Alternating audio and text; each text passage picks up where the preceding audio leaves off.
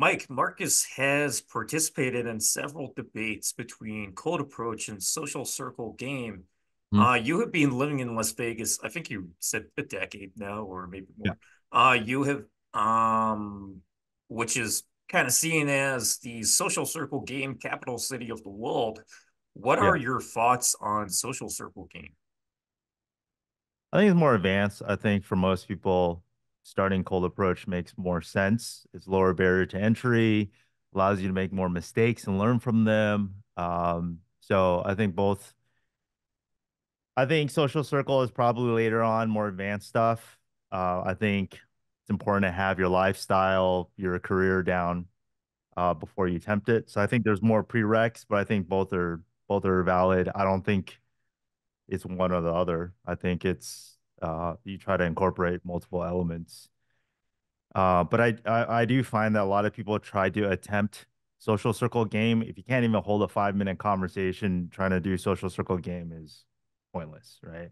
I do see a lot of guys running events, doing all these photo shoots, and they're just not focusing on the core fundamentals of just being able to converse with a girl and not running out of things to say. So um, I think everybody should do probably 6 to 12 months of cold approach and then, work their way up to social circle.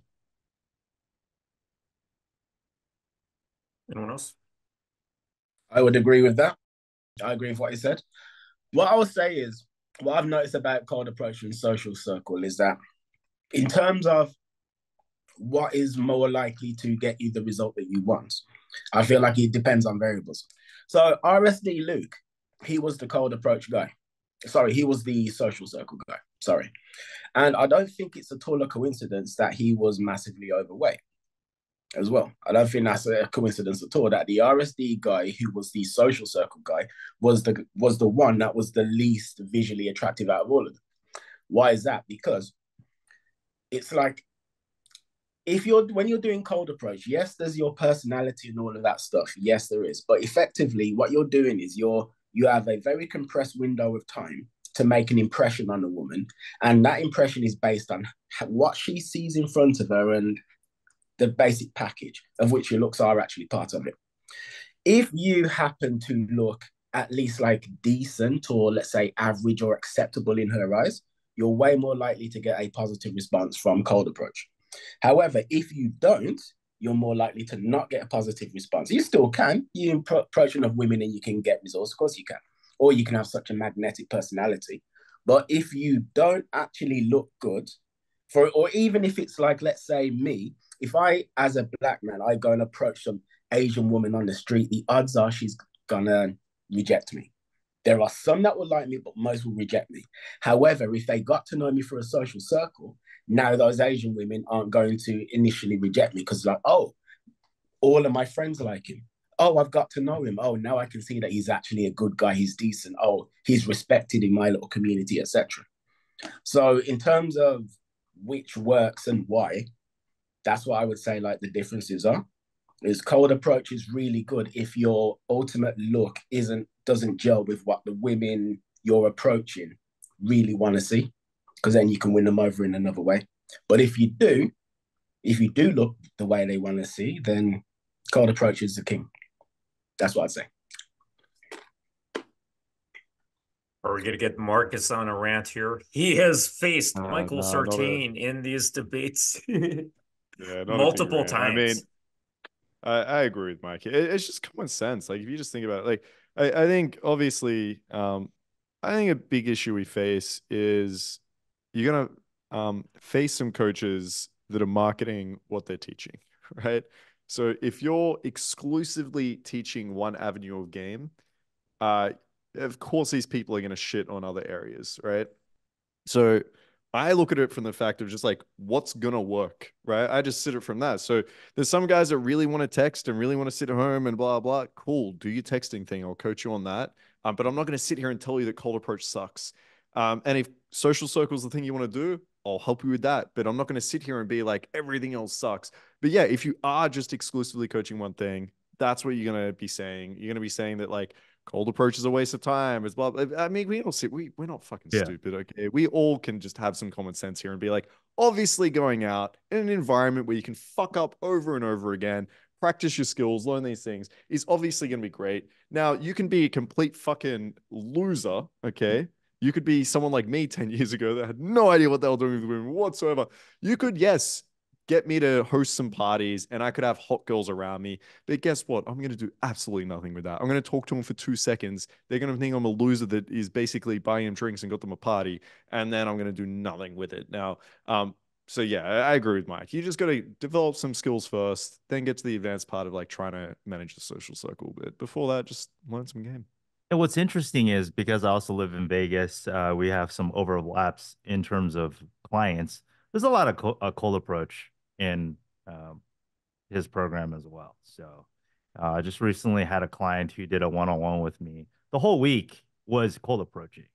So I think part of it is again marketing and just kind of laying low and not heavily market as like a pickup program, right? But at the end of the day, um, you can only throw so many parties, right? There's only so many ways to practice, and just nothing's easier than just rolling into a club, being on the guest list, and start talking to girls. It's like the barrier to entry is super low. So, regardless of how it's marketed, I think almost all programs have a decent element of cold approach. Well, Yeah, I yeah, I agree. I think. think that's the. Oh, sorry. Go on, Karen. Well, I was gonna say the way I look at it is I look at it like being an MMA fighter. So it's like if I had aspirations to join the UFC, I'm not gonna turn around and go, oh, you know what? I'm above learning to kick. I box. That's what I do. I box. No, I want to box and I want to know how to kick. I also want to know how to stuff takedowns and do transitions and submissions. Lots of different things so I can be excel in different areas of fighting. I look at game exactly the same way. So cold approach has its place for reasons you guys have just said. Social circle does too. Why the hell you would be above meeting women on a dating app is just beyond me. That seems like the dumbest fucking thing in the world. Like it matters where you meet the women. So you can go out do cold approach during the day, and at night you can lay down and like text a woman on Hinge. There's loads of ways to do it. So I think being dogmatic to the point where you are married to a particular avenue that you choose to meet members of the opposite sex is just kind of stupid. But there you go. Yeah, I just don't like the dishonesty in the marketing. Because that's something I've heard a lot from students as well, Mike, which is like, there's actually quite a lot of like cold approach being taught here. But then to come out and tell everyone and have this stance and like, yo, if you want to sell social circle, great. Just be like, yo, this is a little bit more advanced, or you can use it at the beginning. But we're going to supplement some like cold approach. But hey, you do a little bit of cold approach and then you're guaranteed to practice this on hot girls at a party, like blah, blah. Like you could still market that, make it fucking all the money you're making. And I just don't think you have to be dishonest to people about, through the marketing about what actually is working here. But anyway, So I'll yeah, stop branding. so the guy that I work with, he told me the guys that did exceptionally well on the program, the live week-long program, were the ones who had previous cold approach training. Yeah, of course. Yeah. That's why like I've been told like, oh, look, these are all the newbies that are like really new that are absolutely killing. And then actually fuck, I don't want to go into too much detail. But yeah, you're right. Like a lot of these guys, either what my guess is they've had a lot of cold approach experience, or at least some of them admitted to that. Or they're like very socially adept guys. Like this is like me saying like getting a guy on my boot camp and I'm like, look, he's a complete beginner, blah, blah, blah. But if he's good with women already, and then he's coming onto my program and he sleeps with a bunch of girls, yes, I helped out a lot there. But let's be honest, this isn't a guy that has no idea what he's doing with them. He's not coming from zero and then getting to 100. So yeah, I think like no matter what coaching program you're on, you could handpick one or two guys that are really good with women and then be like, look at all the results they got. But yeah, I don't think that's a product necessarily of social circle itself. But anyway, it's my rant over. Ari, any final comments before we move on? I think Nah. ultimately the biggest difference is the amount of risks you can take learning game. I think cold approach allows you to take massive risks and really understand how to be calibrated. Whereas I think beginners that are jumping into social circle game, it's It's like everybody knows everybody, so you don't want to take big risks. And then ultimately, you just end up not learning anything because you don't want to offend anybody. You don't want to step out of line. So I think you want to, I do think you want to, like, especially when you're a beginner and you're going out, you want to sometimes overstep certain escalation curves, right? Because I think the feedback from girls is one way, right? They're not going to tell you to go faster, but they will tell you if you went too fast. So I think, a lot of times I tell my students, okay, 1 out of 10, 2 out of 10 approaches, go faster than you normally go just to see like what happens. Sometimes the girls will be okay with it and they realize that, the last 6 months they've been playing ultra conservative.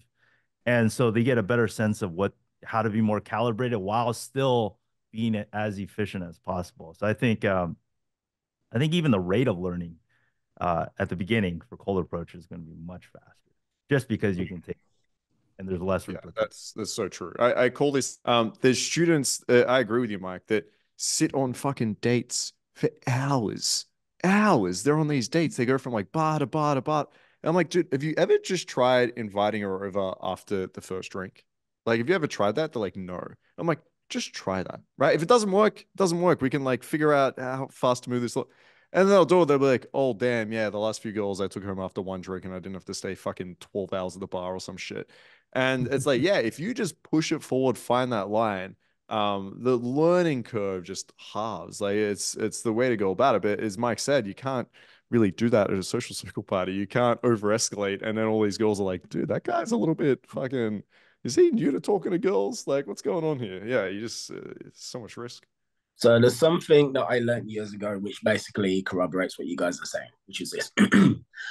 When you're out and about dating women, meeting them, Jesus, you will reach a point where you can do one of two things. You can either do the safe thing, which isn't going to get you rejected, which is just going to be nice and okay, and you can carry on as you are. And then you can do the risky slash dangerous thing, which will either get you rejected outright or turn you into the hero who has an absolutely fantastic fucking story to tell. And it's best to do that risky thing because if you actually, when you overstep your bounds, then you learn where the boundaries were, and then you're actually able to calibrate. Whereas if you're just playing safe, you just constantly play safe and you never really learn what you're capable of and what you could and shouldn't be doing. Do any of you guys play video games? Of course. Fuck yeah, Yeah. bro.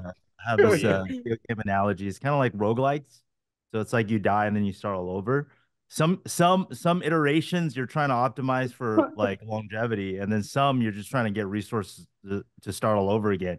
I do think in game there are certain sets where you're optimizing for, conversion, optimizing for uh it going the way you want it to, but you also want to play in the sense of like the long run. So how do I optimize over the 6 month period, right? So if every set you're optimizing for conversion and you're playing it safe, you're not optimizing for long-term growth. So it's finding that balance of, okay, maybe 1 out of 3. If I really like this girl, I'll play it safe, but then all the other girls, I'll take a risk. I'll do something new. And then you have that balance of still getting the girls that you like and being able to iterate, right? So I always tell guys, especially the ones that are picky, I get a lot of students where they don't try or they don't care about the set until it's hot or like they're super into the girl at the club. And I'm like, bro, like it's already too late. By the time you get to the girl that you like, uh, and if you don't know what to do, it's already too late. So just practice on the 6s and 7s, execute on the mechanics, and then by the time you get to the girl that you like, you've already had enough reps to that you can automate and switch gears without overthinking. Video game analogy is a perfect way to look at it because something I'll say is this. Looking at video games, if I'm playing Super Mario and I'm running along and I try and jump over a little cliff, a chasm, or what have you, Mario falls, he dies, he goes, Mamma Mia. All I do is just play again. I don't actually read anything into it about me as a person and then get scared to play Mario again. I just pick it up and play Mario again. I learned years ago to look at approaching women as being just like that. So I approached a woman. It didn't go well. She rejected me. rather than internalize that and say, what does that mean about me as a person? I'm a bad guy. It's like, no, what did you actually do wrong? How were you standing? How was your body language? How was your vocal tonality? These sorts of things. And then by actually disassociating with the effect of the approach, so to speak, and just seeing it by disassociating with the meaning, then you can just get through it because it's not really about you per se. It's just about what you actually did. Damn, Yeah. content idea, motivational Mario speech. I don't give up. I, Yeah, I the need to lay it. motivational Mario speech. Yeah, Wait. you I nailed it. need to, I need to lay the pipe in the pitch. Fucking I want to perfect. see you going first like that. That's okay. Anyway, this, by the way, for the guys watching, this does not contradict anything that has been fucking said by anyone on this fucking panel. But I think a very key concept with social circle game is the renewability with your connections. So no matter how you acquire your contacts, whether it's cold approach, message game, or you're doing circle parties or social circle things, you're meeting women however you are in your current process, and you can befriend those women, and that's a huge advantage to have for pre-selection. If you like going to nightclubs, you need to pick the format of game that's right for your life. Don't just do cold approach because a certain coach says cold approach is the only way, or some other coach says another form of game is the only way. If you're a professional, you're too fucking busy for all kinds of shit. Find whatever is right for you. You don't have to go to Washington Square Park for 6 hours like the unemployed guys who are 21 years old. They have time for that. But you're alive, you're living, you're hungry, you're probably going to the grocery store, so you can find time. You don't even need to find time. You're doing that anyway. You can game wherever you are within reason. Obviously, don't fucking be weird at your fucking workplace. But the bottom line is do whatever kind of game is right for you. There are lots of other coaches out there who criticize people for not doing cold approach, not doing another kind of game. Even if you just want to do message game, do that fucking thing because that is the biggest fucking most popular form of game, contrary to popular belief within the pickup artist community.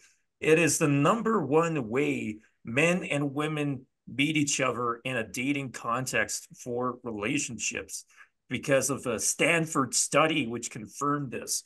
But bottom line, do what is right for you. Identify what that is and what you need personally. But anyway, let's move on. No more Mario jokes unless they're actually funny.